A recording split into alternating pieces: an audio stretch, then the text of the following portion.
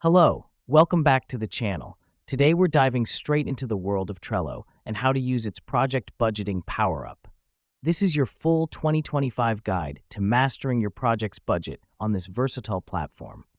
First up, make sure you have a Trello account and a board set up. Now, navigate to the Power-Up section in your Trello board menu. Search for Project Budgeting and click Add. This is important because it enables the budgeting feature on your board, allowing you to track and manage your project's budget effectively. Next up, you'll need to connect your project budgeting power-up with your project's financial data.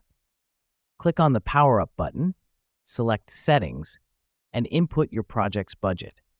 The reason we do this is to give the power-up the necessary information it needs to start helping you track your project's financial health. Now that we've done that, let's create budgeting cards. Go to your Trello board, add a new card, and select the Project Budgeting Power-Up. Fill in the financial details related to that specific task or expense. This helps us because it allows us to assign specific parts of the budget to different tasks or expenses, giving us a clearer picture of where our money is going.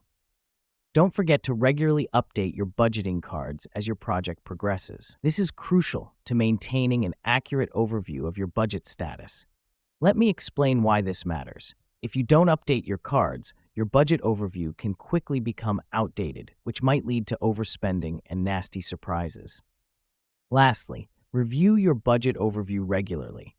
You can access this by clicking on your Project Budgeting Power-Up button. Here's what's happening behind the scenes. The power-up is constantly calculating the budget based on the information you've inputted, giving you real-time updates on your financial status. And that's it. A quick and simple way to use Trello's Project Budgeting Power-Up.